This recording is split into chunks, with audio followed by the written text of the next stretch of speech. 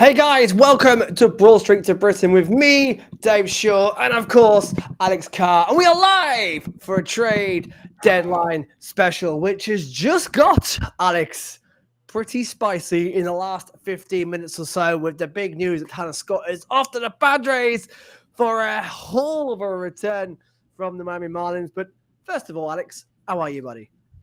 Dave, I'm great. I've been sitting in my office chair for like 72 hours straight, refreshing Twitter and having a blast. I rearranged my entire schedule around the trade deadline, and I couldn't be happier to do it. I'm really excited to talk about all of this stuff. I certainly have a fair share of things to say, but I'm assuming we're going to get to that in due time. We're going to get to that. We're live for the next hour or so as we hope for some Phillies acquisitions. It's going to be a frantic final hour. It's been a frantic, last 20, 25 minutes so far. If you're watching along live, hello. If you're listening on the podcast after this, also, hello.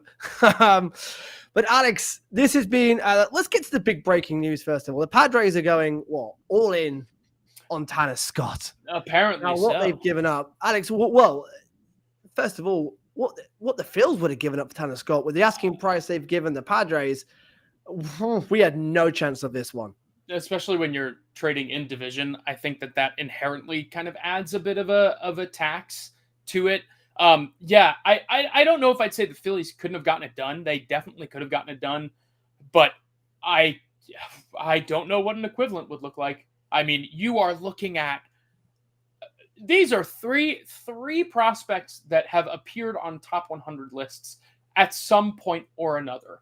Not only that, one that, and let me preface this by saying all of these guys have kind of downward arrows going. And Robbie Snelling, Adam Mazur, and who's the last one? Grant Pauley, I think, was the last one to go. Yeah, or Grant Pauley, excuse me. All three of these guys are kind of having down seasons. Again, all players that have appeared on top 100 lists at one point or another. I think it's pretty. Robbie Snelling is having a pretty similar year to Mick Abel in that like his command has kind of evaporated. So that's been kind of odd. That being said, I think he's still kind of potential-wise a top 100 prospect. Adam Mazur has seen major league time this year. So has Grant Pauley. Like. These are guys these are really good prospects. These are good prospects that are close to the major leagues. Snelling, I think, is in Double-A right now. So these guys are all close to the major leagues. They're all guys that the Padres could have used in the near future. I don't know what a Phillies equivalent would have looked like, but it would not have been fun, and it certainly would not have been as we have a live chat. We do have a live chat. Guys, if you're watching along. Very cool. Oh, I like that. Now. We get to use that. That's cool. Let's go. Let's get your comments in, guys.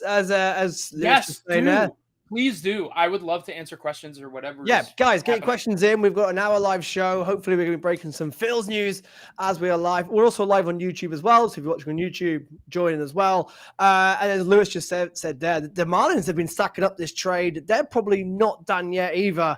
But we've seen this from the Marlins before. They're definitely not done. I can tell you they are definitely not done.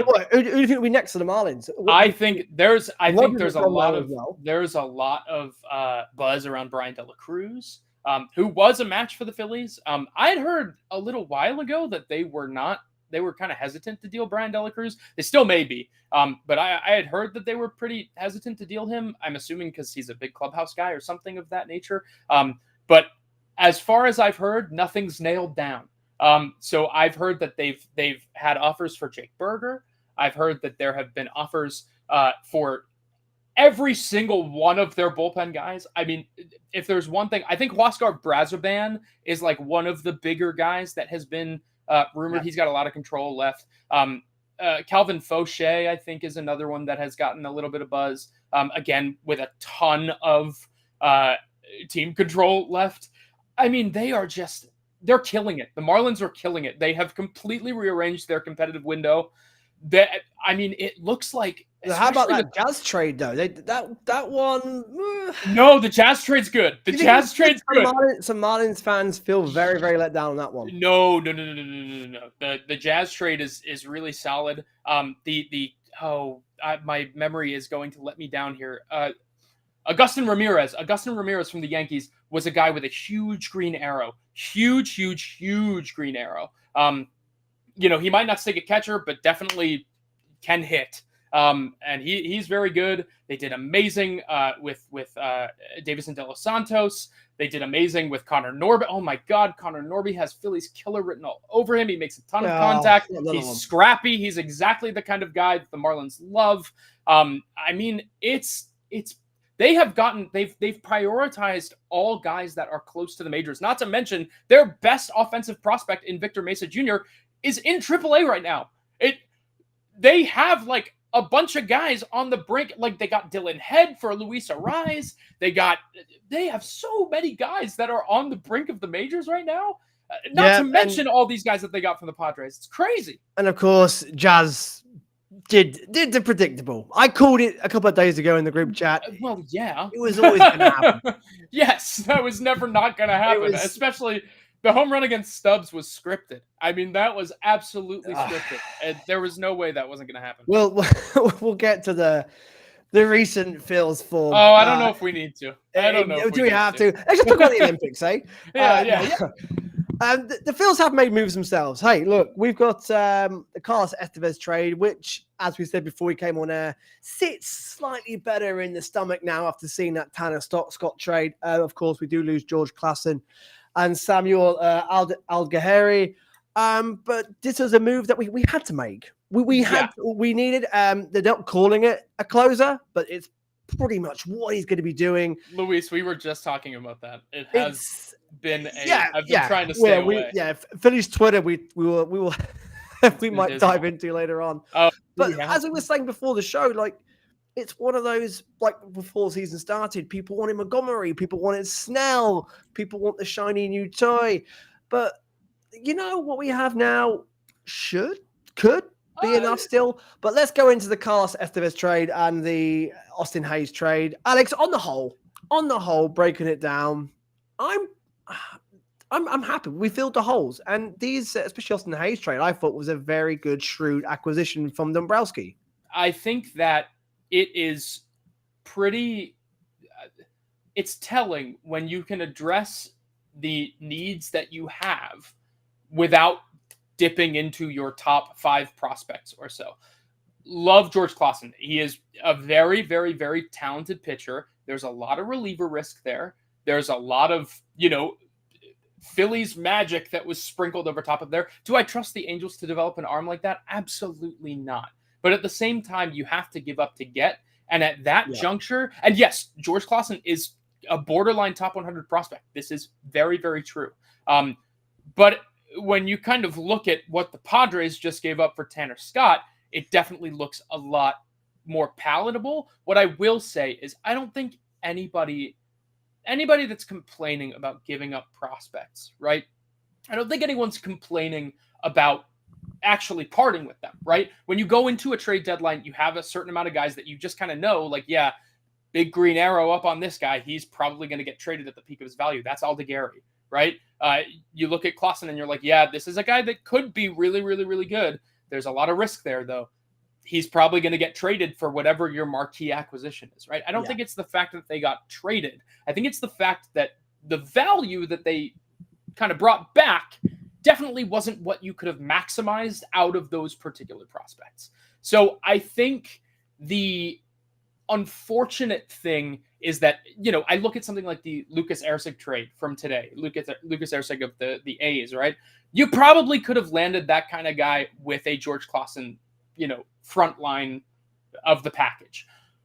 Do I think, Erceg is better than Estevez? No, not inherently. I think the control is really appealing, but I don't think that is a better pitcher, especially when you are the Phillies. You're looking for guys with pedigree. You're looking for guys with big game, experience. You're looking for guys that are going to be able to close games for you. Estevez is that guy. He was probably the second best arm available on the market behind Tanner Scott. And even then you can argue that Estevez's peripherals are better than Scott's. So I don't know. Well, I shouldn't say all the peripherals. Scott has been unbelievable this year. Just the paper peripherals. Yeah. But even then, I think that the big problem was Tanner Scott was left-handed, Estevez was right-handed. Phillies needed a right-handed reliever. It is what it is, right? I think that given what the market has looked like, Phillies didn't do all that bad. And I think that, with Austin Hayes especially, the fact that they were able to get, solve one of their biggest needs. And we saw what Lane Thomas, cost the Guardians just yesterday. Yeah. That's a significant package. Like, the Phillies were able to get Austin Hayes without giving that was the sort of trade that the Phils had done. I think there would have been a little bit of, we're saying how Twitter has been a little bit dark of late. That could have gone sour if that was us landing Lane Thomas for what the Guardians had to give up for him.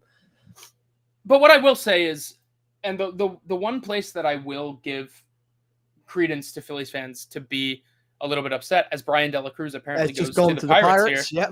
Yep. One thing that I will give Phillies fans a little bit of, I will throw them a bone, as it were. The Phillies probably should have been in on Randy Arozarena. If the plan was to play Austin Hayes every day, the Phillies probably should have been in on Randy Arozarena. And I think that would have gotten. Now, that is not to say that what the Mariners paid was an underpay by any means. I will not give you that.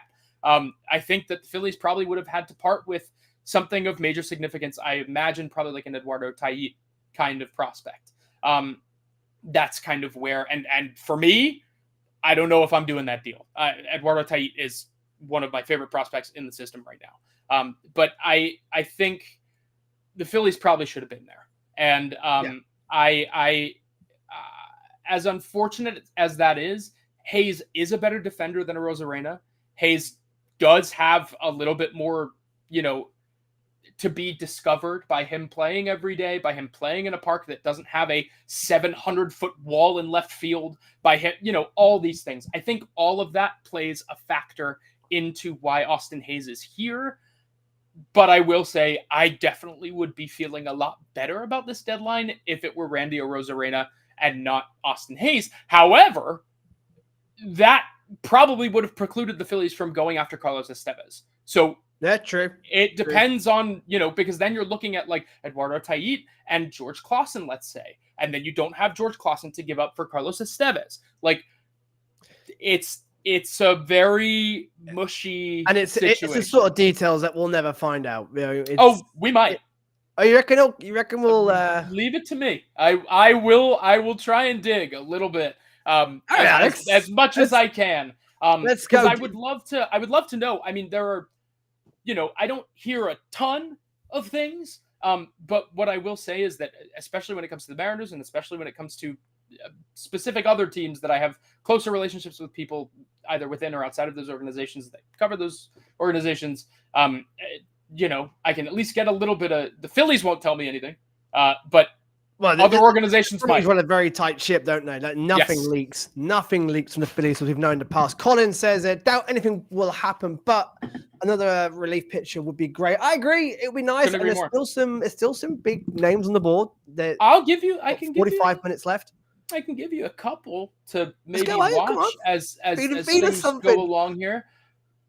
I think that the smoke surrounding Chad Green from earlier this week, I don't think that's anything to scoff at.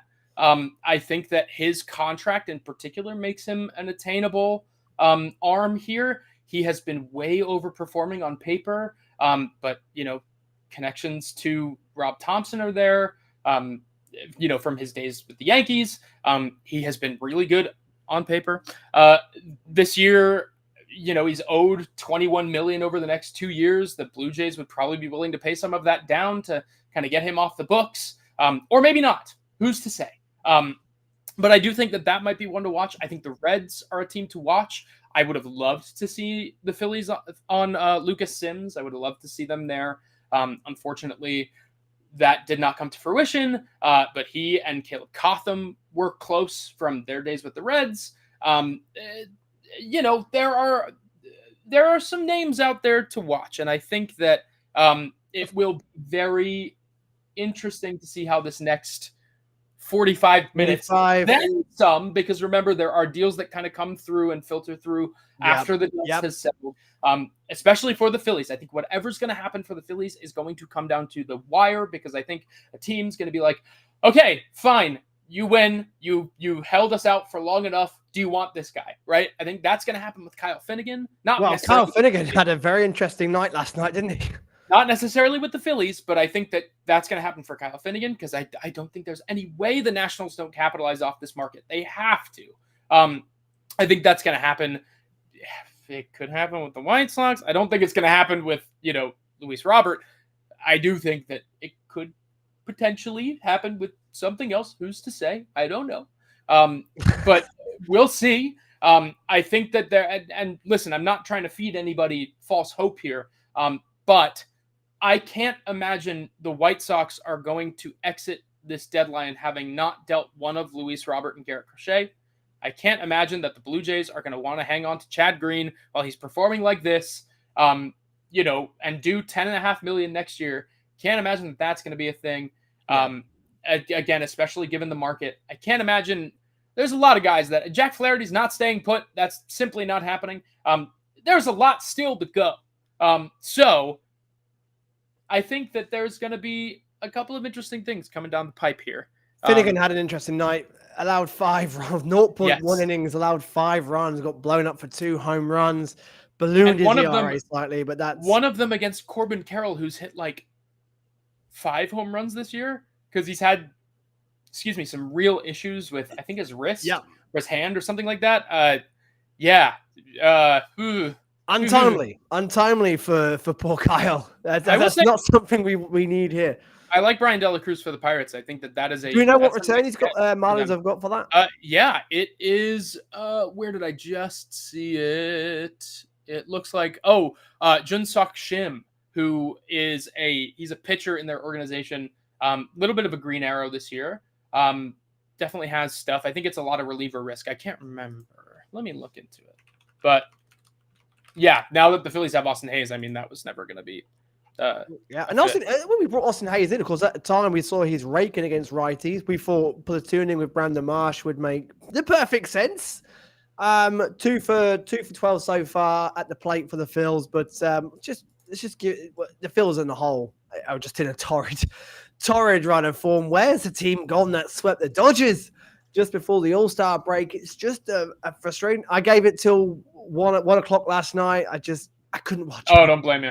Don't blame me. I just couldn't watch anymore. Brandon Marsh got us within 1 run, and you thought, hey, there we go. We're going to make a fight of this. And yikes. I don't know what. The Phils, it's one of those where I still firmly believe they're going to break out of this. This is just a slump. The Braves are going through it. It's just. You're going to get me going, Dave. You're going to get me going. I know, but I can't get going. I still feel there's enough there that we know the talent's there.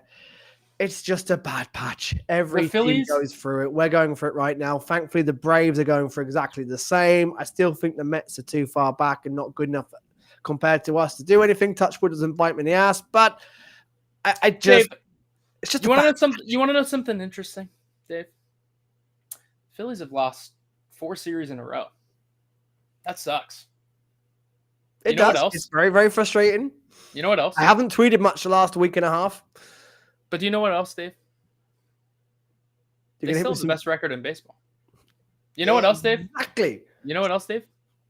They haven't lost a game in the standings. And you know what else, Dave? Let's go. Every single one of their big hitters is underperforming. Every single one right now. And they somehow have managed to salvage 4 games out of these last 13. I'm not going to sit here and say that this is good news, and the Phillies, it would have been great for them to capitalize here. But they're also not losing to bad teams. The A's, sure. The Phillies were checked out. Well, let's call a spade a spade. Phillies were checked out. The Pirates, they were 2 bullpen, upsets away from, not doing so bad in that series. Hey, and that Twins series, we should have never have thrown away that lead. Exactly. So you look at it on paper, and it's a lot worse than you'd think. But nothing has changed. Nothing has changed. And if you thought that they were going to play at this torrid pace the whole season, I'm sorry. Just like with Luis Robert and Garrett Crochet, you set yourself up to be disappointed. There are going to be tough patches, right? There's going to be moments where things don't go, oh my God, look at who is in the chat. In the company of royalty. Now we must make sure, because I almost did it. Let's refer to them as Ballin and nothing else. Ballin. But there are going to be moments where they scuffle, right? That is the inherent nature of baseball. Right. The important thing is that the guys that should be playing well are going to start playing well again. I adore you. Come visit soon, please. Dave or me, I don't care. But the important thing is that these players are going to step up at some point, right? And you're kind of just playing a waiting game. And if that lasts 13 games, if that lasts 40 games, right? As it has since the London series, eventually they're going to refine form and things are going to get better. And if you don't believe that, you're just being silly. Yeah, and we're still, we're still 5 ahead of the Brewers, which is the key one, to be honest. As here we go. This is exactly what we were looking for. Dave not making any moves is unacceptable. I agree. I think that's not happening. That literally cannot. I'm not falling. That would have broke. That's not happening. Anyway, the problem with saying Dave not making any moves is unacceptable is that Dave has required one of the best relievers on the market and filled the most obvious lineup hole that the Phillies had. I don't understand how if you set yourself up to be disappointed with the idea of Luis Robert, with the idea of Garrett Crochet, with the idea of all these guys, I'm sorry, but that's your fault. Like, it's not Dave Dombrowski's fault. It is yours. And that's really all there is to be said about that. It's unfortunate that, the market is not flush with center fielders. It is unfortunate that the market is really, really pricey. But there is nothing that, Dave Dombrowski can do about you feeling like, Luis Robert should have been a Philly. There's just nothing. He's not going to go out and get Luis Robert because people are clamoring for Dave Dombrowski to get Luis Robert. Like, that's not going to happen. The other thing I don't think Robert gets moved this. No, not a chance. There is not a chance. It's going to be summer. He has been obviously just completely checked out this entire season. I don't know, man. If the Phillies want to go pick him up for less in the winter, sure. The White Sox are making a huge mistake by not selling him now, I think. Same with Garrett Crochet. They completely fumbled the bag with Garrett Crochet in terms of how they allowed, but like who? We just addressed Randy Arozarena and how, if this was the Phillies' plan all along, I probably would have rather they had gotten Randy Arozarena, but that probably means that you don't get Carlos Estevez. That's the problem with that logic. Is Dave Dombrowski settled for a Lane Thomas-like bat with better outfield defense and, less speed, I guess. And then got one of the best relievers available on the market. Because if you want to trade for Randy Arozarena, you're looking at trading Eduardo Tait and the Pirates are also getting Isaiah Kiner-Falefa. Very interesting. I didn't think he was going to get moved. Anyway, you're probably looking at trading like Eduardo Tait, George Clausen, and then some player to be named later of note. Somebody of note. It is not player to be named later or cash considerations. It's a player to be named later. The Rays are really good at finding that player to be named later. Shane Baz was a player to be named later in the Tyler Glasnow trade, or in the Chris Archer trade, right? Like, that is not a PTBNL of insignificance. So I don't know who you would have rather Dave Dombrowski gone out and gotten outside of Austin Hayes, because Austin Hayes and Lane Thomas are kind of identical bats, especially this year. So I just don't know what you. Yeah, Thomas is better against left-handed pitching, that is for sure. But Hayes is playing every day. That's the thing. So they wanted a guy with equal splits. I don't know what to tell you. I really don't. The Phils have picked up a bit of a gem. They have picked up what could be seen as a bit of a new signing in Tyler Phillips, who has just been sensational. Again, talk about a next man up mentality. Tyler Phillips, that complete game shutout was just unreal. Unreal. I could not believe what I was watching. He's 26 years old, his boyhood team, the man from the area.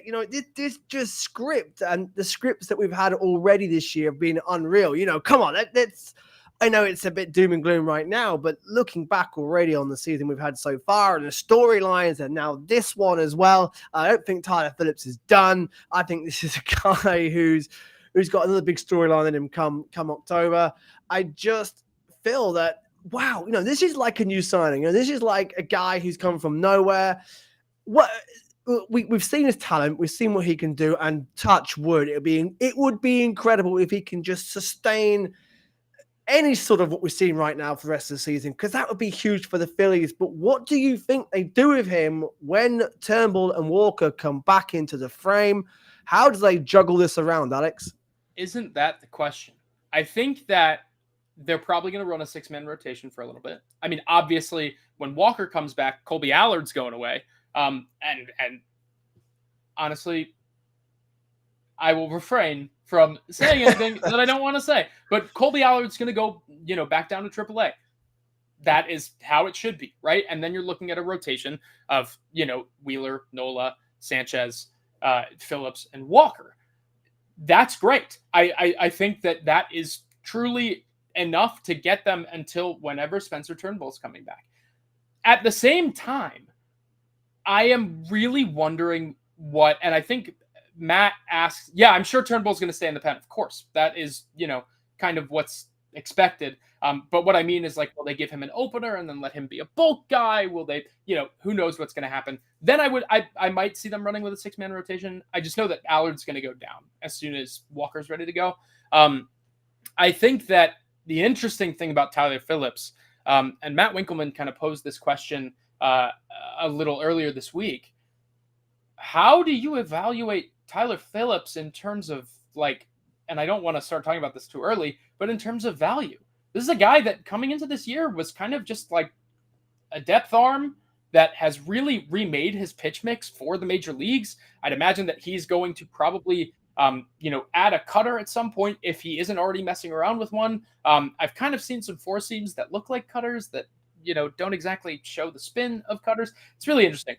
But what kind of value does that kind of guy have? He ranked as high as 20th on Matt's updated prospect lists, right? I don't know if I'd have him that high, but at the same time, I have no idea what to make of this major league success against good teams. It's very interesting. So I don't know what happens with him in the offseason. I don't know what happens with him. I'm imagining he's going to stay in the rotation for the rest of the year. Just given, Phillies are going to want to give certain guys a rest. They're going to want to make sure that their arms are ready to go for the postseason, all that stuff. Oh, wow. The Pirates just traded Charles McAdoo for Isaiah Kiner-Falefa. Charles McAdoo, who is one of their system's biggest risers this year. That is very interesting. I like him a lot. That is a fascinating deal to make. He's been insane across Double and Triple A. He's been really good. Pirates going for it then. Well, and why not? They got their first chance of postseason in a long time. Isaiah Kiner-Falefa, Brian De La Cruz, and who was the reliever that they got? Jalen Beeks. Can you really call that going for it? I don't know if I'd call it that. Has anybody really, apart from the Padres and Tanner Scott, has anybody really gone for it? Yeah, Luis, I don't know why Dahl was scratched from the Lehigh Valley lineup, but I'll poke around. Uh-oh. Let me ask.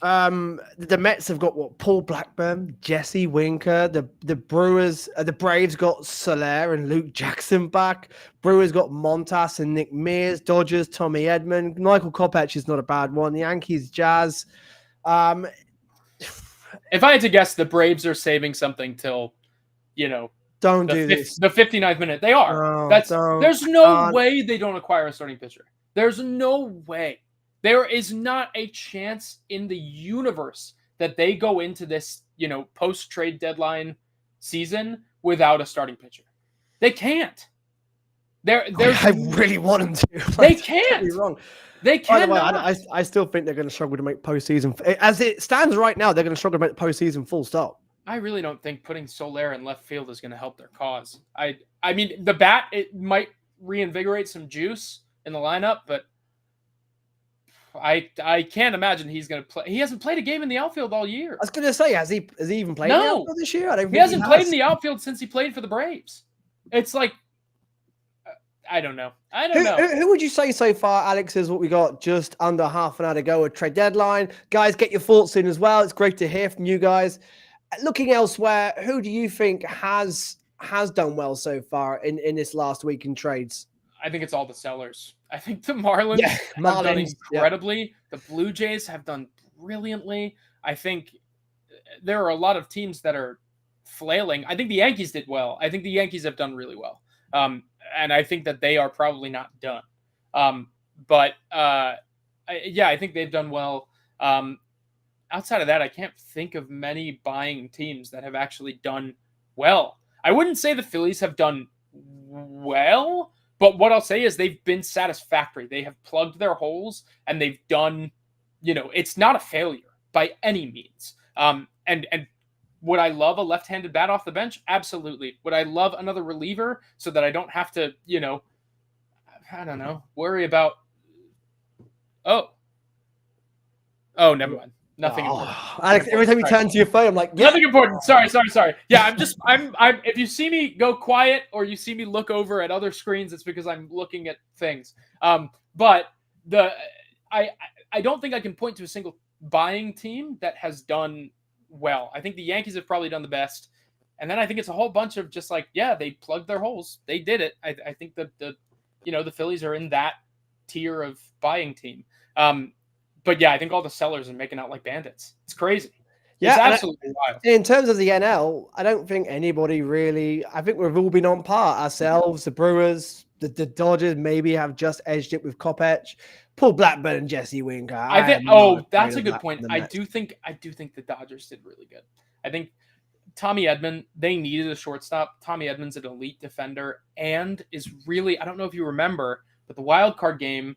Or the wildcard series against the Cardinals, he's really good in clutch situations. He's really good in high leverage. He's a slow heartbeat kind of guy. He is a sure-handed defender. He's quick, can hit. I really like that get for them. And I think they parted with some solid talent, I guess, in Vargas. And then the two, kind of more high upside wild card plays. But I don't know. I think they've done pretty good. And they also got who am I thinking of? The ex-Met, Ahmed Rosario. So I mean, they've got two super utility types. And Edman's great. I think that they've done pretty well. And Kopech I think is going to be great under their guidance. I'm not sure if they're going to keep him super healthy. I understand what this person is saying. I think that's a good point. This is Ryan. Ryan, yeah. Oh, yeah. I think Robert is definitely a free swinger. The problem is, I don't think you could find a single bat on the market right now that isn't a free swinger. I think that all of these guys that were available had strikeout issues. And granted, I don't love what the numbers say about Hayes with low and away breaking balls, and I don't love that that's a similar hole that a lot of Phillies hitters have.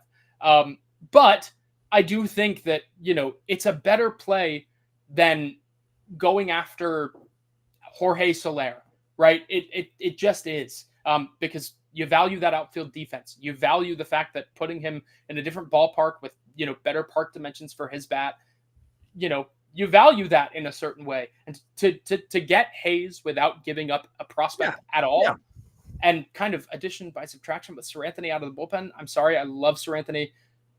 but it is kind of addition by subtraction. Yeah, I don't know. That was a great deal to me, I think, even especially looking back at it. Just a question here. How would you rank the Connor. trade deadline so far as an MLB fan? Seems like a lot of movement, even if there hasn't been a ton for the Phillies. Well, I think it's been interesting. awesome. Yeah. I think it's been awesome. I Yeah. actually really like it. I think that a seller's market makes for a lot of high drama and makes for a lot of high stakes. Trades being more high stakes is fun to me. And I think that these last 3 days, 4 days even, there's been a lot of action. So I don't know. I feel good about it. I do think the fireworks are yet to come. I think these next 20 minutes are going to be insane. Teasing us there, Alex. I think it's good for baseball in general. I think it's exciting. It absolutely is. And it's great to have, although the wild card extra place was very controversial, it gives us. Craig Mish just tweeted, OMG, more trades coming. This is wild. The Marlins have a lot of things in the hopper. As we mentioned earlier in the show, I had a feeling. But I don't see us involved in those, do you? They got nothing left that we really want to grab from them. Bullpen is pretty, because Puck's gone, hasn't he? Tanner Scott's now gone. We mentioned somebody like Calvin Fauché. We mentioned. I don't think that's where the Phillies are going to go. I think that that's just people that can be moved.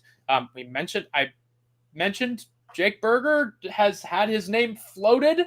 I don't know what that means, but nothing is nailed down for the Marlins. They are listening on any and everything, and it's a fire sale. No, it is. I don't even know what their major league team is going to look like after this. We play the Marlins very soon as well. Their rotation consists of. Do you remember when I said Kyle Tyler? I don't know who that is. Or no, what's it? Tyler Kyle? I still don't know what his name is. The guy that the Mets guy, Zuba. Phillies? No. Like 2 shows ago. No, 3 shows ago. We talked about. Yes, I remember having this Tyler Kyle, whatever the guy's name is. That's the Marlins' number 3 starter now. That's the 3rd guy in that rotation. Yeah, that Marlins team was still. They don't have starting pitchers. It's literally the roster projection. Yeah, Kyle Tyler. I got the name right at the first. It's Edward Cabrera, it's Max Meyer, and it's Kyle Tyler. All sound like Philly colors to me if they're on the Marlins. That's it. Like I don't know who they're going to put in the rotation. Well, I'll tell you what. Let's leave the rest of baseball until the deadline's been, because it sounds like there's going to be a flood of action. Looking back to the Phils. Oh, Nola's got some news. Nola's excited. Yeah, he's barking because he smells. The senses are picking up something. This team, I know it's not. Well, I'll ask you guys who are watching right now. This team on paper, I know we're not clicking right now. This is not where we want to be ideally. We're going for our bad patch. But still, do you guys think that this team, this is enough to win it all? Like Dombrowski's been saying the whole time, like the team have been saying all time. Do you guys think, and Alex, I'll ask you in a sec, do you think that what we have right now, if this is it, is enough to win the World Series? I do. I think once they're all clicking, if they all get clicking, we know what they can do in the postseason. I think this is enough. I still believe I will be in Philly in October. This same roster got to the World Series in 2022. Nothing has changed. Nothing. Literally nothing. It's the same roster. They got to the NLCS last year. It's the same roster. Now it's better. It has Austin Hayes. It has Carlos Estevez. It has an Edmundo Sosa that has kind of clicked into something a little bit. It is just a better team than it's been, regardless of whether or not they add. I would like one more reliever. I would too. To solidify. But it's also the idea of like, oh, there you go. The Mets have traded for Huascar Brazoban. That is a very interesting pickup. He is very good. He has a lot of control. I'm really interested to see what the return is there. So Mets have been going wild this last hour. That's really cool. Oh, hold on. I want to retweet Danny on that. Well, Steve, it's not over yet, Steve. It's like what we're not doing anything. Like what they've already done a lot. I don't understand where we're not doing anything. Why isn't Dave doing anything? I understand you want to see a guy like Dave Dombrowski who has this, reputation of wheeling and dealing. you want to see him just sell the farm system and go all in. Sometimes you don't need to do that. The Phillies are a great team. They are really, really, really well constructed. A left-handed hitter for the bench and a relief pitcher is like the only two things that I can think of right now. Because especially when you have Brandon Marsh playing every day in center and Austin Hayes playing every day in left, you have everyday players. Like every role is filled. I'm confused by when people say Dave Dombrowski didn't do anything. He's not doing anything right now because he doesn't need to, right? Like I feel like yes, and I understand with maximizing the talent on the 26-man roster, there is more that Dave Dombrowski could do. But there's also roster constraints that kind of and financial constraints and all these things that contribute to those decisions. It's not as cut and dry as, yes, we can add this other player. Like it's not that cut and dry. I think that is that's the thing that people don't think about. I think Lewis is right in what he says there. It's frustration, right? The bad patch we're in right now is not. It's compounding. It's compounding frustration. Yeah. The guys just need to click, and they will. I firmly believe that I will be in Philly come the last week of October. It's nice to have this bad patch out the way now. The Braves also struggling, and everyone else are stumbling. No one's really, apart from what the Padres have picked up since the deadline, since the All-Star break. The Brewers on a bit of a roll, but in general, no one's. The Yankees have just got going again. Yeah, in their last series now against us last night. But hey, if we win the next two, then all of a sudden it flip flops. The Yankees. But you already know we won a series against the Yankees, and all of a sudden things look a bit brighter. But the unfortunate thing is, no matter what, if the Phillies fall short of a World Series this year, and yes, it already would have been, a disappointment. I understand being disappointed. Of course, Steve, I love that you're engaging. This is awesome. I love being able to see these things in real time. Of course, it will be unfortunate if the Phillies don't win the World Series. That is the aspiration. That's the goal. But Dave Dombrowski not trading for Luis Robert at the trade deadline isn't the reason that they fall short of the World Series. Agreed. Dave Dombrowski not trading for Garrett Crochet is not the reason that they don't win the World Series, right? That is not what is precluding them from winning a World Series. What's going to preclude them from winning a World Series is if the guys that need to show up don't show up. Jimenez has gone to the Orioles from the White Sox. Whoa! I love that. I'm glad it's in the American League. Who was their DH right now? That's actually awesome. I love that for them. Wow. So it's all happening. Huge. It's all happening. Wait, ESPN first to tell. Break that one. Oh, that's so good. That's so smart. Interesting what the Orioles are giving up for that one. It's not going to be a lot. Eloy is always hurt. He is on a weird contract. I can't remember what it looks like right now. But that's like a platoon DH situation with Eloy Jimenez and Ryan O'Hearn. That is excellent. That is so good. Oh, my God. I am so excited for the Orioles. I think they are so good. 15 minutes left. They're so good, but I can't believe they're going into the postseason with Craig Kimbrell as their closer. I can't believe it. I cannot believe it. I'm so upset. And Kimbrell hasn't quite been. Kimbrell so far since the All-Star break has looked like the Kimbrell that we saw after the All-Star break so far. Oh, I want them to be so good, so bad. I want them to be good, especially with new ownership. I think that they are in such a good position. They're going to build a dynasty, and that means that the Yankees are not going to build a dynasty, and that rocks. I hope. I still want the dream World Series of the Orioles and the Phillies. I would love it. Just love it. All East Coast times as well. Neighbors, rivals, but it's like the friendly rivalry. That would be insane. That would be really crazy. A team of like destiny and the team of like the future is in front of them. That would be really, really, really cool. It's also two teams that, let's be honest, if we don't give up our major prospects this deadline at all, both of us could have a few World Series in us. We've been to one. Last 3 years, last 2 years, we were so close last year. We don't talk about it. A World Series in 2 years ago. This team is built to, hopefully, fingers crossed, have a little mini dynasty of their own. But we'll see a long way ahead. Time check. We're at 15 minutes. We're 15 minutes to the deadline. I'm really interested to see what the Mets give up for Braziban. I think that is going to be a really, really interesting. Oh, wow. And the Marlins play at 6:40 today. Now? Oh no, Are they now, going to be sorry. able to field a team? I'm so Who are the Miners playing right now? who? I can't remember. Who are they playing right Come now? on, chat. Tampa Bay. Tampa Bay. Okay. The So it's Rays. actually okay. It's actually okay. They might be able to ferry some guys over from Jacksonville to to get up to, Tampa Bay before the deadline passes. This is awesome. So the Mets. Would you say the Mets? Did you see the Mets pipping the Braves as it stands? One more time? Do you see the Mets pipping the Braves? Like the Mets have put themselves now in a real position where they're looking like a wild card. Like I still don't think they're going to have enough to, 100%. God, touch wood, to chase us down. But the Mets looking like in a position now. They're half game back from the Braves, of course, where they could and should really, because they've done more than most of the teams in the wild card positions, bar the Padres, be in a position now to really capitalize on that wild card spot. Yeah, I think that it's unfortunate because I think I don't know. It's hard to predict. The Braves have that voodoo magic going for them. They have been terrible of late.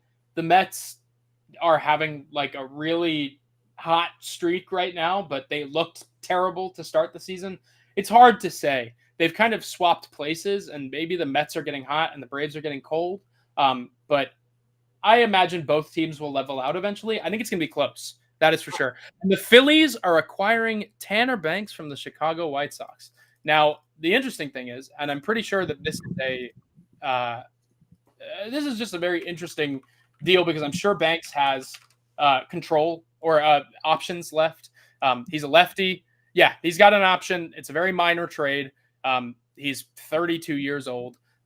It's nothing of super significance. He has good peripherals. He's been decent for them across 41 games this year. But I don't think the Phillies need another lefty. So I think what you're probably looking at here is somebody that's going to go as depth in the minors.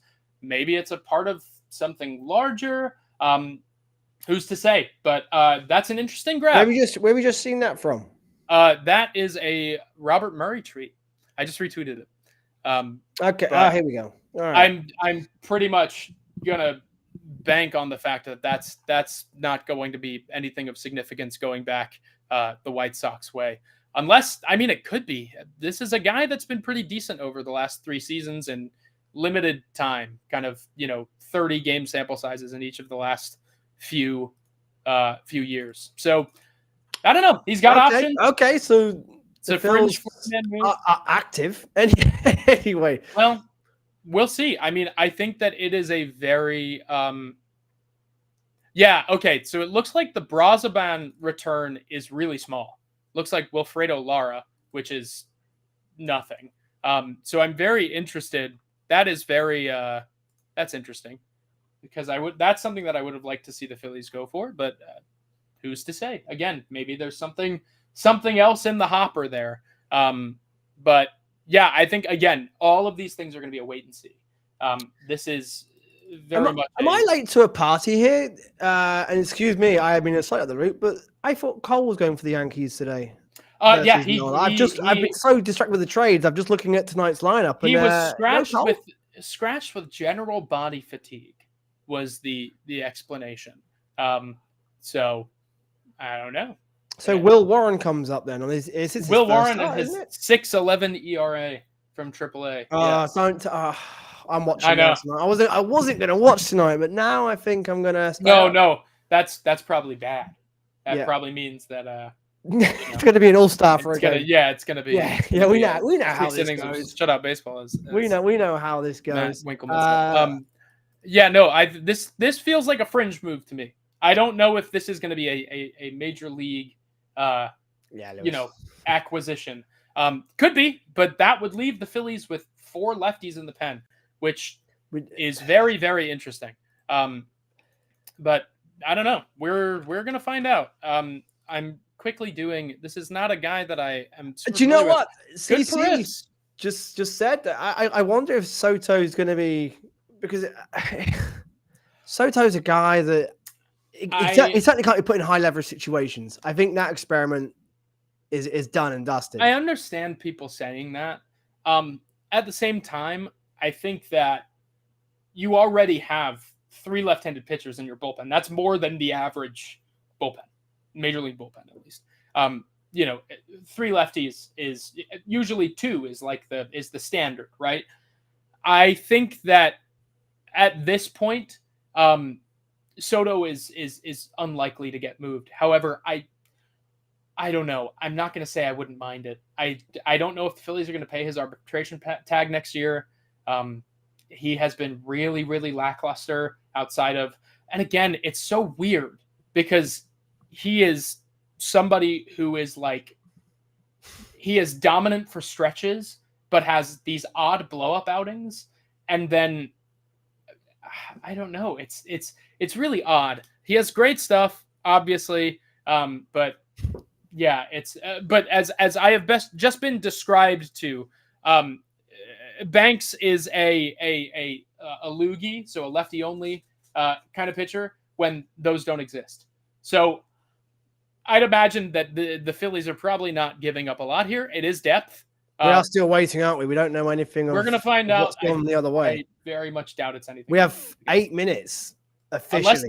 Unless the Phillies were really looking to part with a prospect here, I doubt it is anything. But I'm also, I mean, his peripherals on the year are looking really good. A multi-inning reliever, Matt Gelb describes. Kind of. He's pitched more innings than he has appearances this year, but I don't think he's not the long guy that you would expect them to be going after. I don't know. We're gonna find out. We're gonna find out when the dust settles. We will know. We'll know. We'll know. Garrett Crochet though will not be traded. Is that official? Per Ken Rosenthal. That is. What are the White Sox doing? I have no idea. I think he messed up their plans for sure by coming out and talking about how he needs, an extension to play in the postseason and, won't see the bullpen. Big time. That's an unusual move for a player to come out and say, I bet the agents are absolutely going mental as well. No, the agents were the ones that made the statement. They were the top. Oh, okay. So it came from the agent. It's more they're trying to. I mean, Crochet has been one of the best pitchers in baseball this year. He has been undoubtedly one of the best in baseball.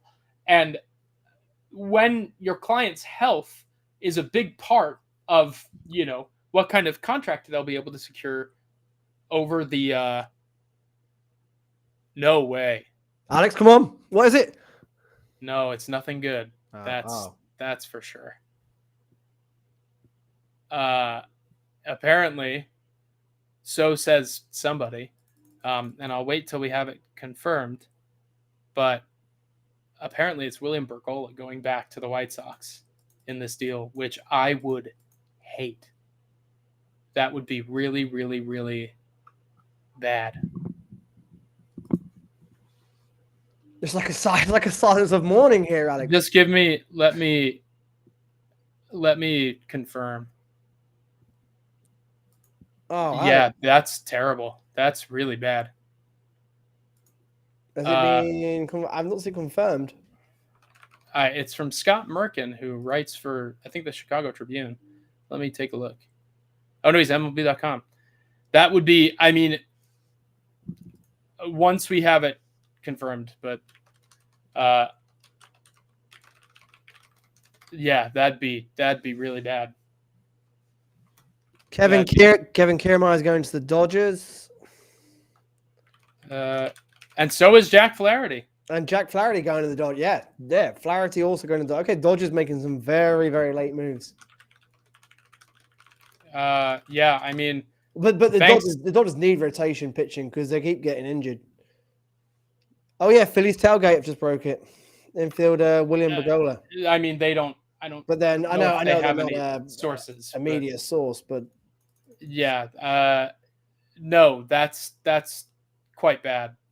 That's quite bad. That's terrible. Sorry, I know I've been repeating myself. Alex, you've just been upbeat and bringing everybody back up from the doldrums, and that's just a terrible trade. That's really awful.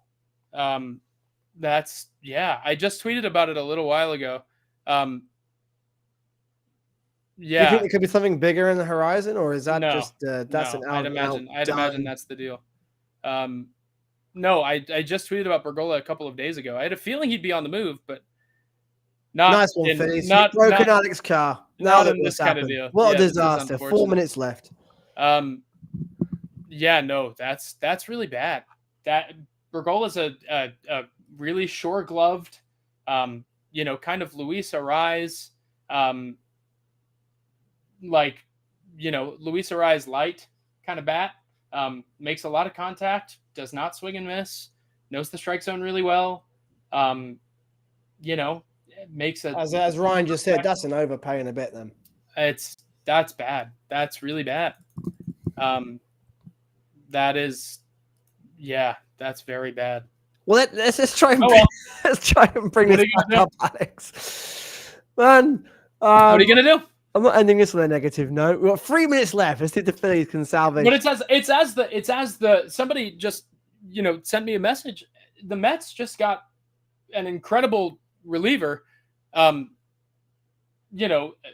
one of the best dealt at the deadline for a fringe prospect, if that, like a non-prospect. And the Phillies just gave up like a top 9, top 8 prospect for Tanner Banks, who I didn't know before I looked him up. That's just the way the news goes, I suppose. That's unfortunate, but I will try and bring people back to Alex, you gotta salvage this now, mate. I mean, listen, it's the way of the deadline. Sometimes you get guys that, and who knows what Tanner Banks turns into, right?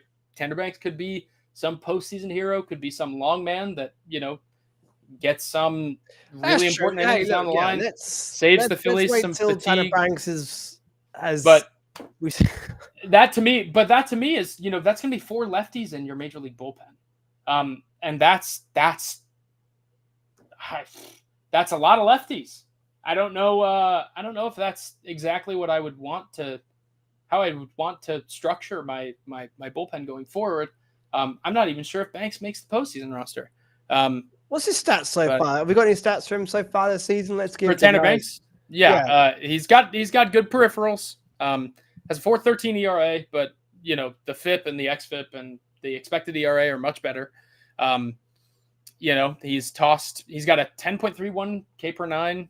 What's his velo like? Is he a flamethrower, or is he? He's like mid 90s ish. Probably. My guess is that he's a very Strom-esque.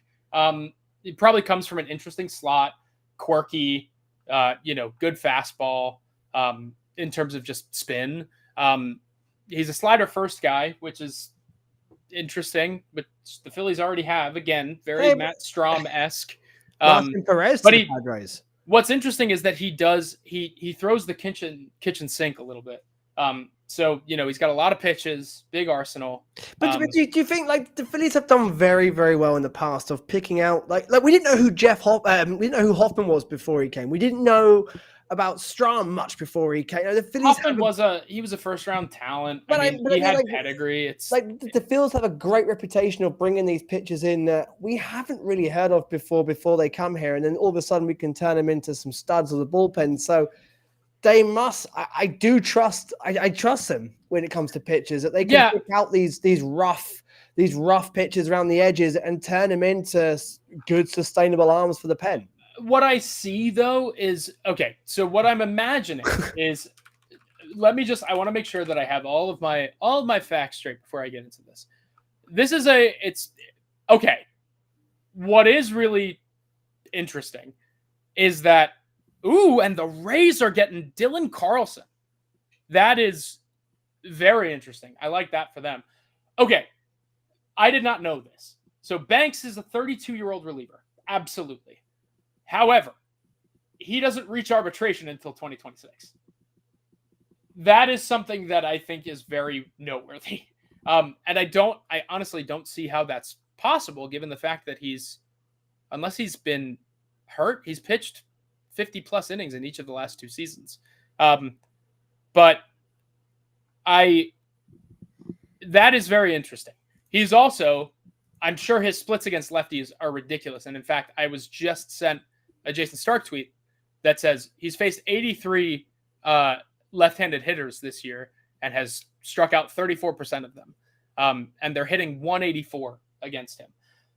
I'm not sure. He's a long man, so that's interesting. I'm not sure if they have aspirations that he'll be a starter next year or something, but he is a 32-year-old reliever that doesn't reach arbitration until 2 years from now.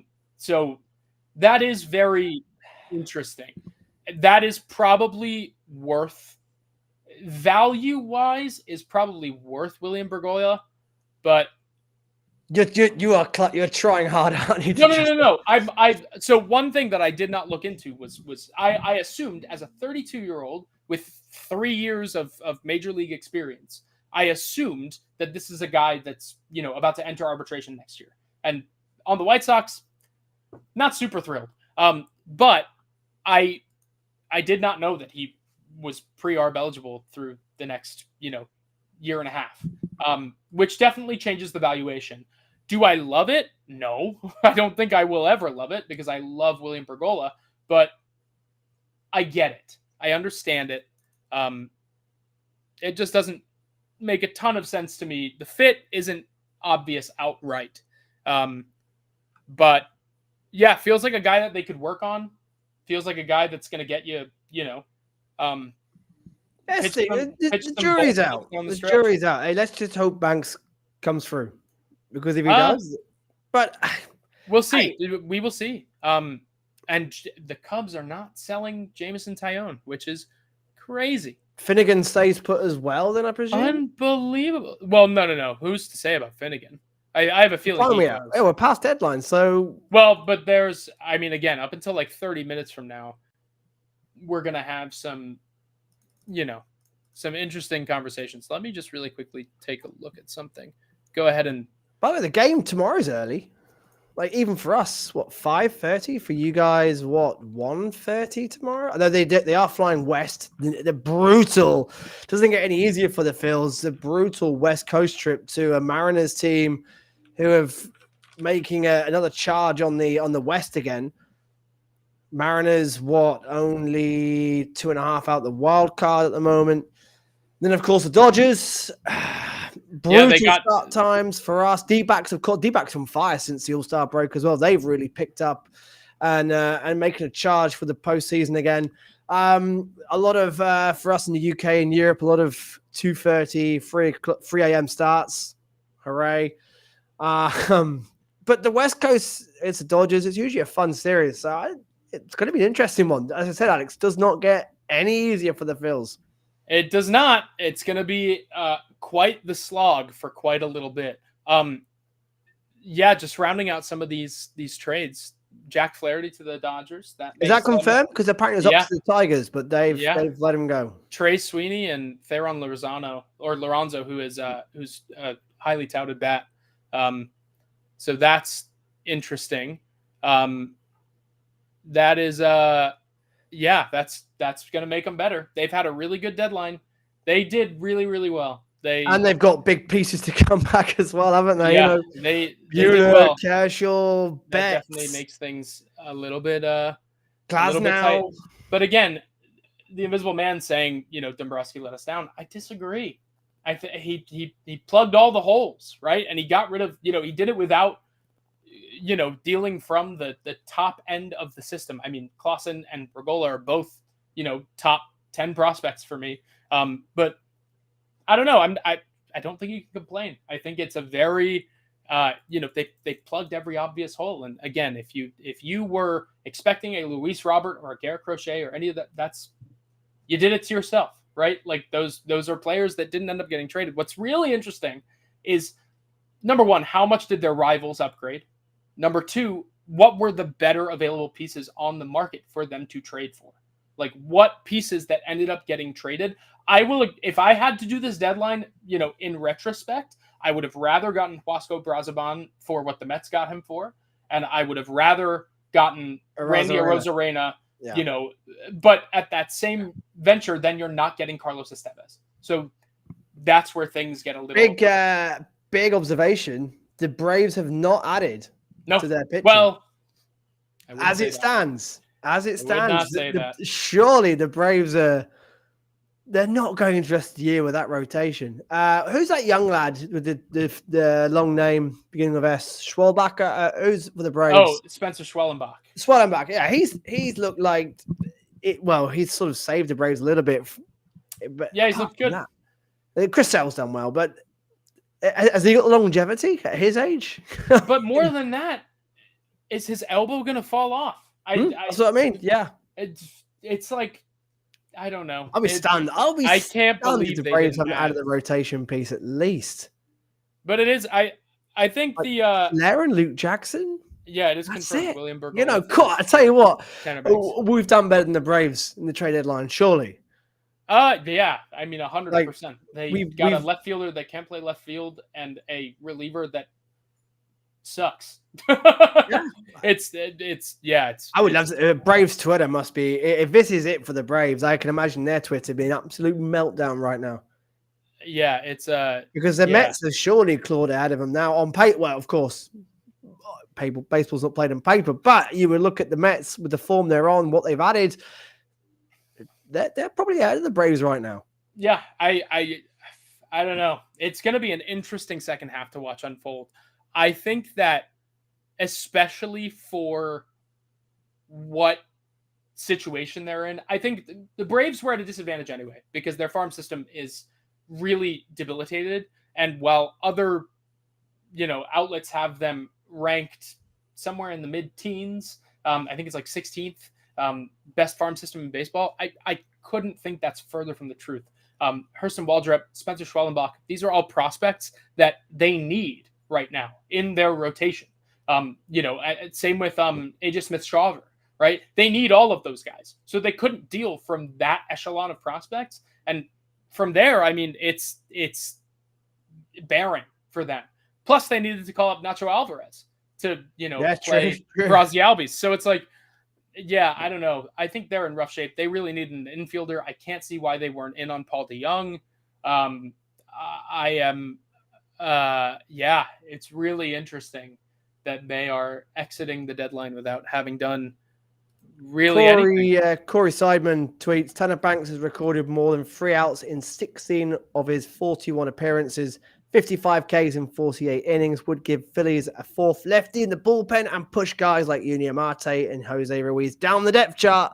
Banks isn't eligible free agency until after 2028. Do you think? I don't know how true that is. Do you think what we've got in Banks? Oh no, that's true. That's completely. Do you think what we've got in Banks is better than Marte and Ruiz?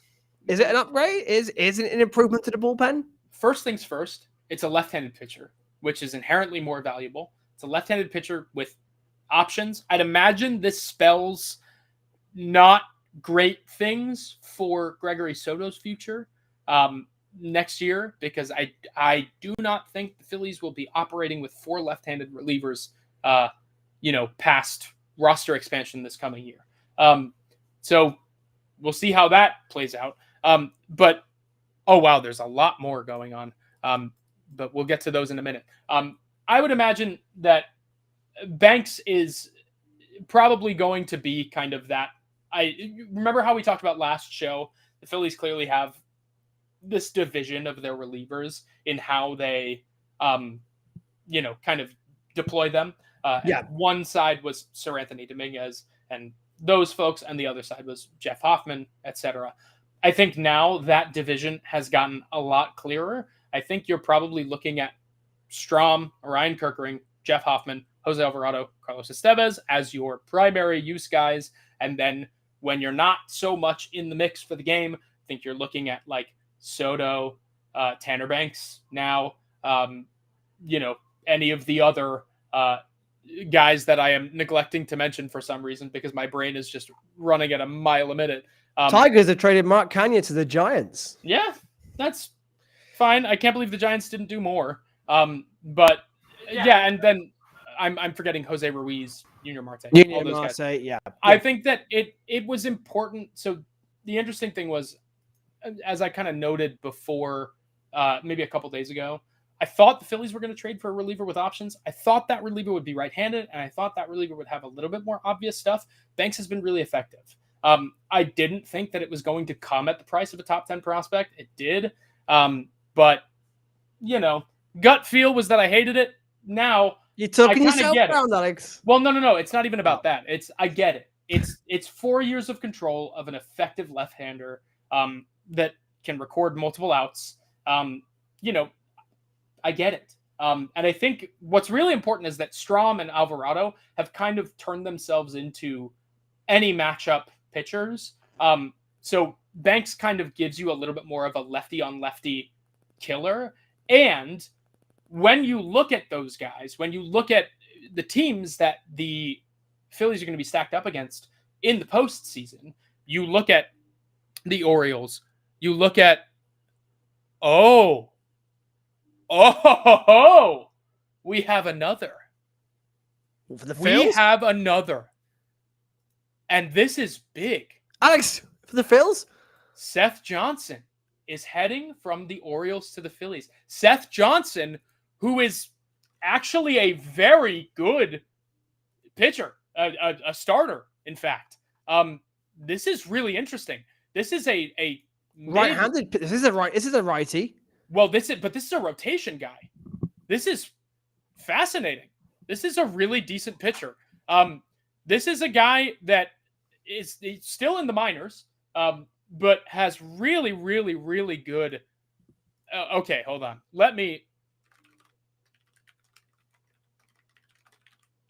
I can't wait to see what they give up. But that's after the Banks trade. Who knows? Yeah, no. This is a really great deal. Depending on what they're giving up, this is a great deal. Hey, let me update the ticker at the bottom now because we have added a couple more in. This is really interesting. This is an arm that is huge green arrow next to Seth Johnson's name. Pitch to contact kind of guy. He's got an arsenal full of heaviness. I like this a lot. Oh, awesome. I am very happy about that. Have we got a name who's going back? We do not yet, but we also have the Diamondbacks who are acquiring. Who did I just see? Oh my gosh! There's so much happening. Diamondbacks are getting Dylan Floro. From the Marlins? No. He was on the Marlins. He's on the Nationals this year. National. Cool. I saw him earlier on this year. Yeah. Oh, this is awesome. I need to see who the Phillies are giving up for Seth Johnson. Let's see what we're doing. What are the Oh my God! I guarantee you it's Gregory Soto. I don't know who it is. I don't have any source, but I guarantee you it's got to be Gregory Soto. Soto's gone for Seth Johnson? It's got to be Gregory Soto. That's exact. Oh, this makes so much sense. Alex, and now I'm happy. Tell the people. Now I'm happy. Tanner Banks, so much more effective than Gregory Soto. So glad that is happening. Soto for. Oh my God, this is great. Seth Johnson, huge helium arm. Really great year in Double-A this year. Definitely like a mid-rotation kind of guy. This is Gregory Soto, for sure. Hands down, telling you this is Gregory Soto. And it's a huge. That's a coup. That is a coup. Oh my goodness. And now, how your mood has changed from 5 minutes crazy. ago, man. Okay, it makes so much sense though, because the Phillies were never going to go in with 4 lefties to face, any kind of postseason team. The Phillies were never going to go in with 4 lefties. That just seems. Wait, Alex, Seth Johnson, is he a now guy? Is this a guy to go straight into our? Probably not. This is probably a guy for next year, maybe. Yeah, probably next year. But he's huge helium. He's like, wow. He's like borderline. I wouldn't say top 100 prospect, but he's almost there. Oh, he is really, really good. Wow. Whoa. All right, so that's a big flip turn. So let me summarize. Yeah, the Phillies knew that they were trading Gregory Soto. Yes. In doing so, they had to go out and get another lefty, which was Tanner Banks. Tanner Banks fills up the strike zone, super effective against left-handed pitching. He's exactly what Gregory Soto should have been. That is amazing. Phillies are trading Gregory Soto to the Orioles for Seth Johnson. That is fantastic. That is fantastic. That is textbook from Dave Dombrowski. Now I completely get it. Woo! Okay. That is like, Are we cooking, Alex? Are we cooking? that is cooking and then some. Is it just Soto, by the way? Just It's Soto. gotta be. It's gotta Seth be. Johnson. I would imagine, given the price of relievers on this market, it's gotta be. That's huge. And the reason that is huge is because the Phillies knew that they were dealing Gregory Soto. They needed a lefty. They got one in Tanner Banks. He's under control through 2028. Oh, Jim Salisbury confirms. Then they went out and traded William Bergolla and got a lefty with a lot of control, only to then kind of turn him in to Seth Johnson, who is an incredible prospect. That's like top 15-ish in the Orioles system, a stacked Orioles system. Probably like top 10 immediately in the Phillies system. Wow. That is outstanding work. That's outstanding. That is, Alex, you got to be excited here. Like, that's addition by subtraction in two cases. The Phillies were clearly running out of spots to use Sir Anthony Dominguez and clearly running out of spots to use Gregory Soto. This is absolutely wow. My mind is blown. The one thing that I wish they had done more of is acquire one more reliever now. Because now it feels like they have, and I think roster constraints are kind of getting into it here. Turnbull's going to come back and probably be in your bullpen for the stretch run. So they're probably viewing that as their right-handed addition to the bullpen. I would have really, really liked that. But, you know, it is what it is. By the way, Orioles, Dominguez, Soto, Kimbrel. That is That's a World Series pitcher. That's crazy. That is crazy that they are going into an already weaker bullpen. Wow, that is a freaking, oh my gosh. The amount of weight lifted off my shoulders. But I would lose William. I would do a 1-for-1 prospect trade of Seth Johnson for William Bergolla anytime. Any day of the week. To do that, subtract Gregory Soto and get Tanner Banks is immense. So, Alex, you're rating this. This is genius, then.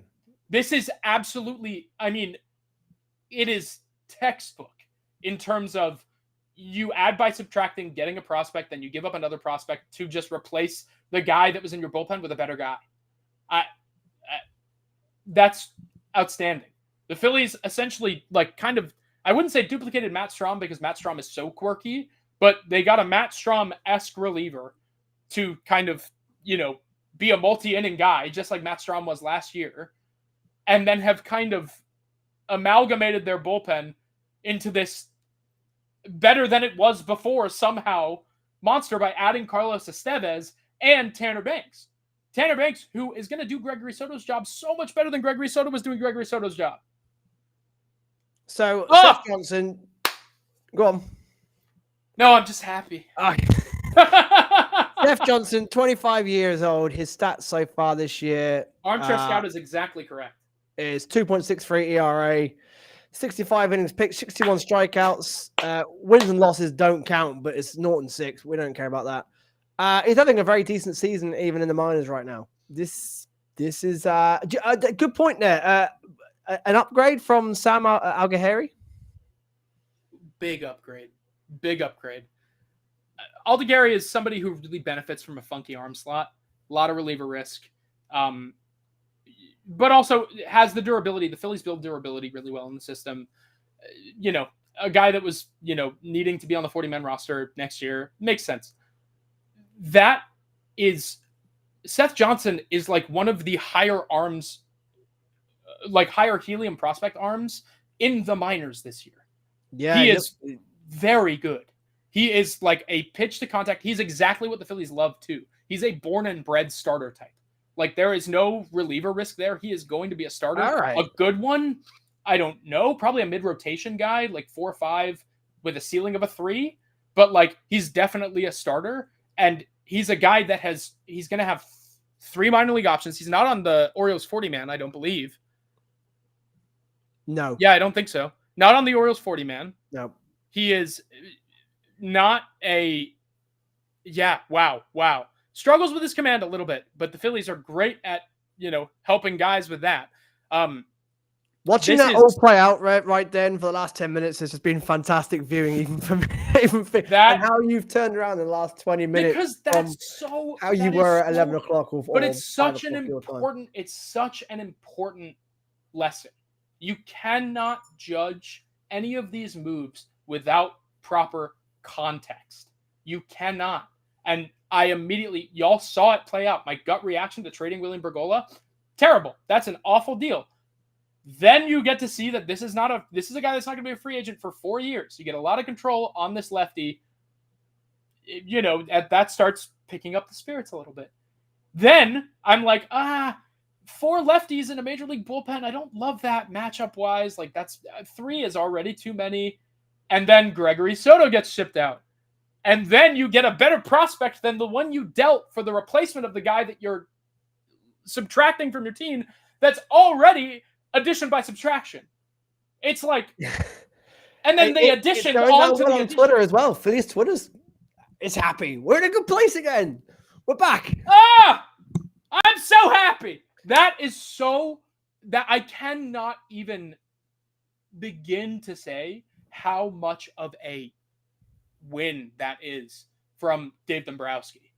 That's huge. He played the market inefficiency so well to where he got the upgrade in the outfield for not giving up a prospect and got a prospect for a guy that they were probably going to cut at the end of the year anyway. And then he's 8th. Where do you see that? If that's pipeline, I don't care. But I believe the most recent either Fangraphs or maybe it was Prospectus. I think Prospectus had him near top 100 status.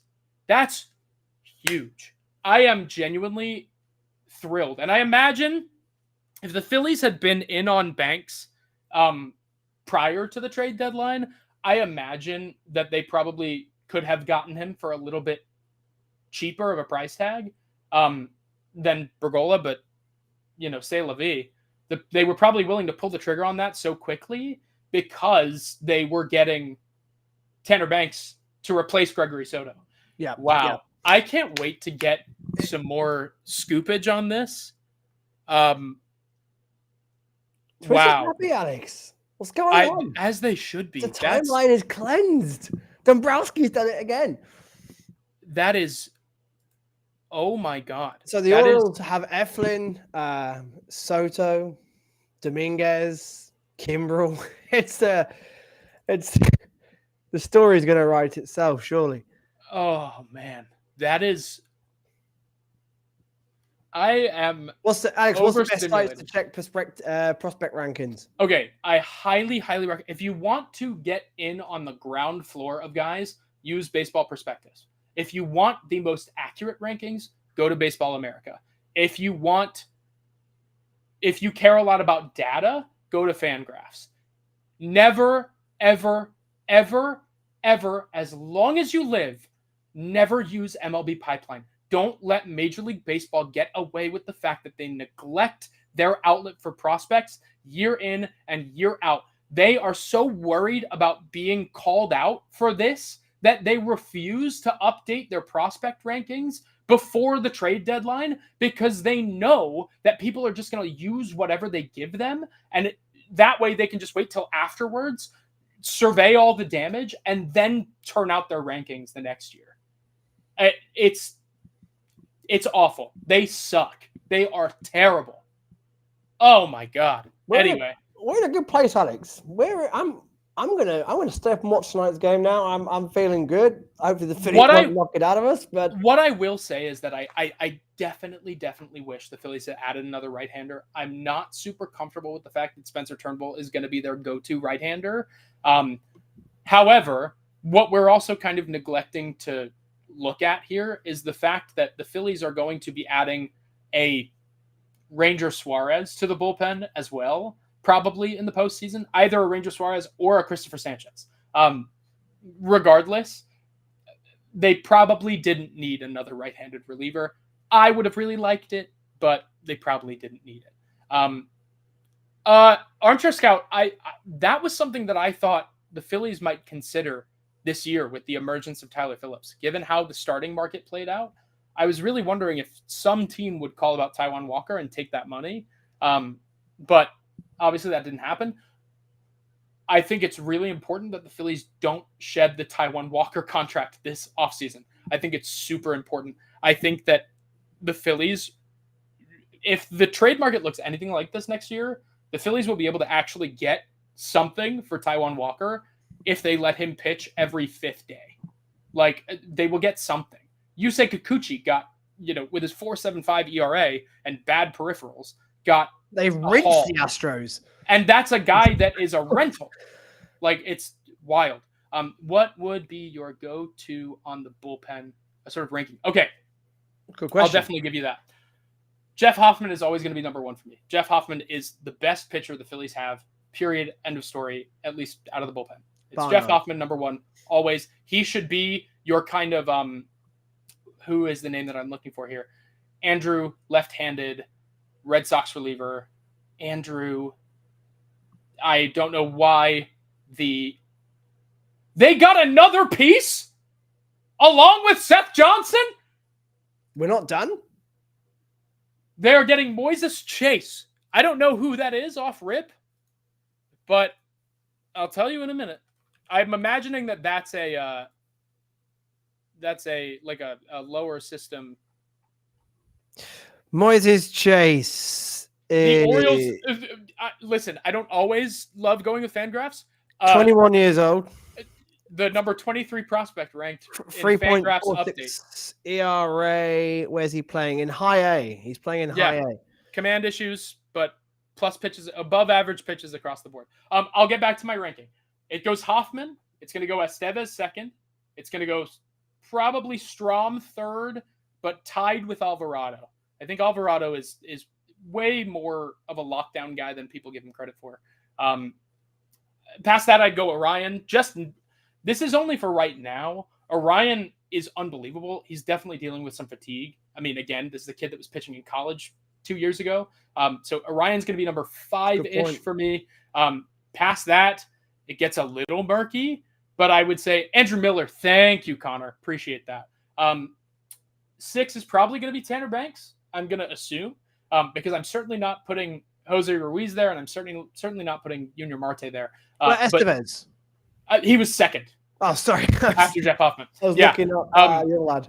But it's I think the Phillies have built a top 5 of the bullpen that is better than any in baseball. And then I think they have a matchup-based guy at the back for a long relief. This is great. So let's be honest here, right? Coming into this year, this Phillies bullpen was ranked number 1 in MLB. It's proven for the large proportion, majority, 85% of the season to be the case. We've now strengthened it. We've now improved it. We've got Tyler Phillips, who let's hope he can keep this continuing as well. We've now got one of the best rotations in baseball. The lineup, when it gets clicking, is one of the best in baseball. Alex, how are we feeling? The second half of the season, how are we feeling? I have so much to catch up on. But this buzzer beater is the best move Dave Dombrowski has made in it's true. I don't know. It's true, isn't it? It's what he does best. This is insane. You just bolstered the Phillies hardly dealt from their farm system. And they, in fact, bolstered it with Seth Johnson and this other piece that I've already forgotten the name of because Moises Chase. Moises Chase. This is unbelievable. I am so thrilled because they added by subtracting in both the cases of Sir Anthony Dominguez and Gregory Soto. They have shored up the left-handed. So, Landon, I'll address that in a second because that is something that I am very excited to talk about. They have strengthened when you're losing bullpen contingent with Tanner Banks, who is apparently a nightmare for left-handed hitters. And then they bolstered the farm system. And all they had to give up was 2 pitching prospects while getting 1 back, one that I like probably better than all except one of the pitching prospects that they lost. And took on another arm at the end of the feeling good. That's crazy. That's crazy. That is that. Okay, so one thing that I did get a little bit of a whiff of, and I want to see what the deal is going to be, but it could be something else going with Gregory Soto back to Baltimore. That is, I've gotten a little whiff, so we're going to temper our excitement a little bit. But about Hoffman, Landon, Jeff Hoffman, what I think we all fail to realize right now is that Jeff Hoffman is probably one of the best relievers in the sport. That being the case, Jeff Hoffman is 100% going to be susceptible to a qualifying offer from the Phillies at the end of this year. That being the case, I don't see if there was a world in which either A, Jeff Hoffman doesn't accept the qualifying offer, or B, if he declines it, it significantly decreases his value, and then you can just go out and re-sign him anyway, because it's going to hurt his market that you're going to have to, pay a draft pick to sign him. But it's very possible that the Phillies don't extend Hoffman, but they do extend him a qualifying offer. And if they extend him a qualifying offer and he declines it, I have a hard time seeing him end up anywhere else, because it costs other teams more than it costs the Phillies to re-sign him. To re-sign him as the Phillies, you don't give up a second and fifth round pick. To re-sign him as anybody else, you give up a second and fifth round pick. It just makes sense. So even if it means that they end up giving him 3 years, $39 million, like what not Andrew Kittredge, guy the Angels signed. My brain is mush right now. But even if it ends up being a 3-year, $39 million deal, it's worth it, right? Because that's probably what you'd extend him for anyway. It's going to be around $20 million, and I have a hard time seeing him declining it. And even if he declines it, I have a hard time seeing him end up anywhere else. And that's a lot of money for a reliever. It's a huge amount. That's a reliever, right? But the Phillies are over the third tax line anyway next year, so they don't care. Oh, well, they've gone all in. They've already committed. It's $20 million for $20 million for a year, and for a reliever for one inning a game. Okay, in one of the biggest spots, but that's. If you look at Jeff Hoffman versus, Josh Hader just got a $19 million AAV, right? Like that's the going rate these days. And then if he accepts the 1 year, $20 million, great. If he doesn't, then he probably gets more money, but spread out over less AAV over a few years, right? That's how this stuff works. And I can almost I have a very hard time seeing Jeff Hoffman being anywhere else than Philadelphia past this year. Very hard time, because teams are not going to go out there unless another team views him as such a closer that they are willing to pony up the same kind of Hader contract. It just, I doubt that, right? Just given Hoffman's injury history and given the amount of risk attached, no team is going to give up their second and fifth round picks and exceed $15 million a year for Hoffman. But the only team that doesn't have to do that is the Phillies. Yeah, that's true. But I say if Ty moves, then he's up the money. Not even. I don't think, given how this deadline went, I don't think Taijuan Walker's going anywhere. Because the Phillies could just trade him next year at the deadline, and then bring up Andrew Painter, right? I just going to say we've not even discussed Andrew Painter, who's going to possibly join this rotation next year. But it is the options. It's with Jeff Hoffman. Remember, Valentin, the Phillies don't really have a payroll next year. They are already exceeding the third luxury tax threshold. Although that math might change with Gregory Soto and Seranthony Dominguez gone.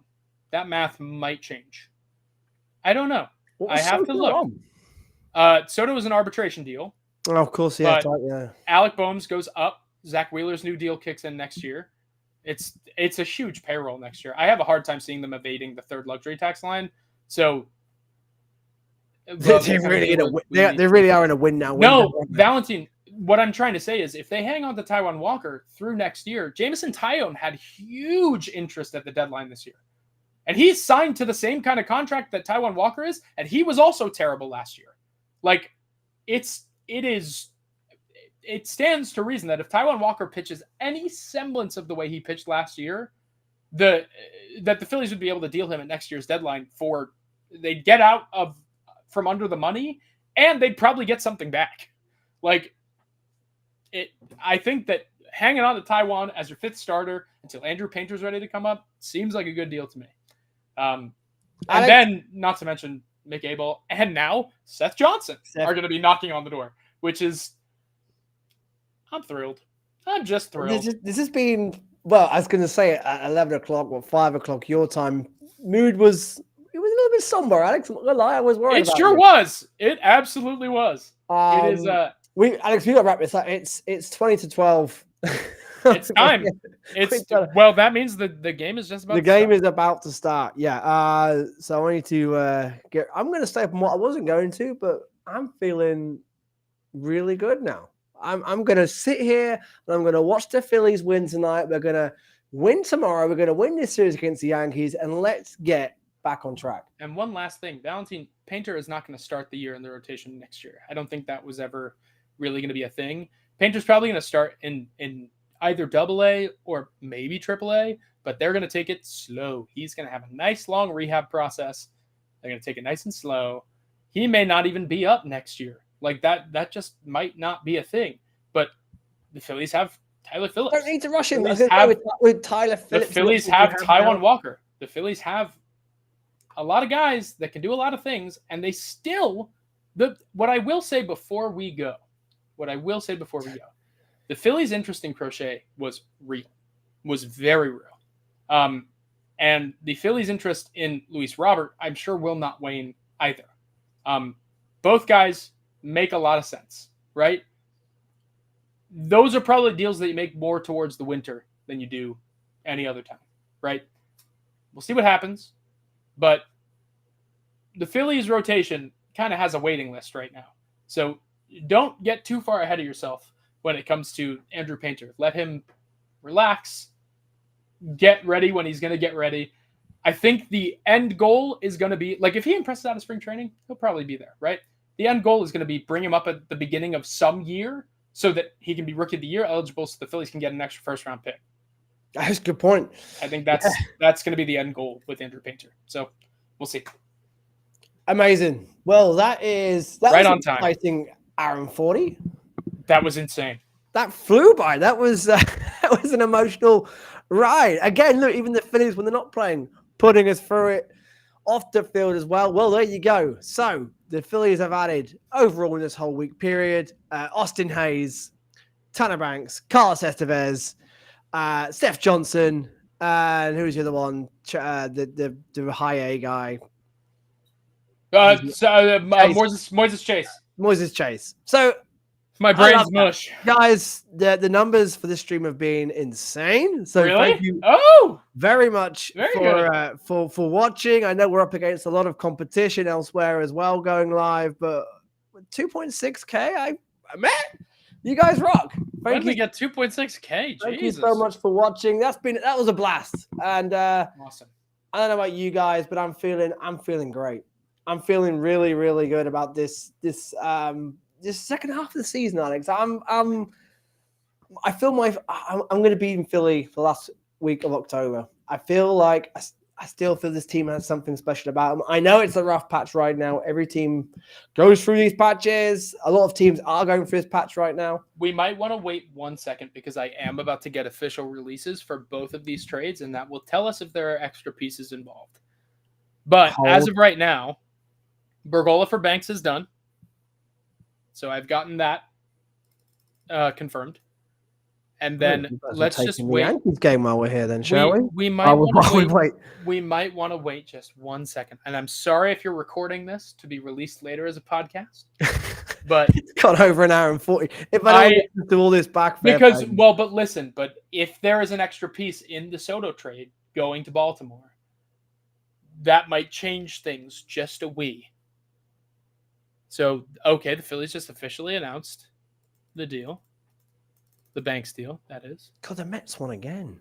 Oh, did they? Yeah, they're killing it. We don't want a reverse of 2000 and was it 11? No, Uh, 2007. When did the Phils probably. chase down the Mets? Oh, yeah, I think '07. Oh Yeah, my God, I don't want no repeat. The other way around. Hey, El Padre. all right. I think it's safe to cut it off. Are we good? We might not get that next confirmation for a little bit because I imagine. Well, I wonder, would the Phillies have made a corresponding move if Soto's getting traded? Also, one thing that I really want to say that I didn't get to say on the show proper, Gregory Soto looked absolutely disinterested last night. He looked Did positively. you get that impression? Yeah, Yes. it's about the time when I turned off. He looked. Wow. Whoa. And the Angels got a huge return for Luis Garcia too. I missed that. Oh my gosh. So Garcia, who went to I don't even know where. Boston, I think. Garcia to the Red Sox. Yeah. Anyway, one thing that really caught me yesterday. He looked completely disinterested. He like he had no place on that team, and honestly, I that really put me off of him. I kind of wanted to suggest that was going to be a thing that they looked into, but I thought that would be not fair. 3 earned runs last night for Soto. Yeah, but he also his it. demeanor was dreadful. His demeanor was just he looked so disinterested. That's the only word that I have for it. But okay, all right. I think we're okay to wrap it up. I'm not going to get that official announcement for a while. Awesome. Guys, thank you so much for watching. That was a blast, and thank you for getting involved as well. It's been great. You guys asking questions. Alex, you've been a star, my man. You can go and lie down and take the Phil's game I'm in. Gonna. That was crazy. Woo! Game starting. Come on. Phil's bouncing back tonight. I'm telling you, I think there's a new spark. We're talking about the spark and what the trade deadline can do. You know what? I think I've got the spark. You seem to have got the spark. You guys on social media seem to have the spark. Let's see how the players respond as well tonight. I've been Dave Shaw. Thank you for watching. Ring the bell. And from Alex, ring the bell, Dave. Good night.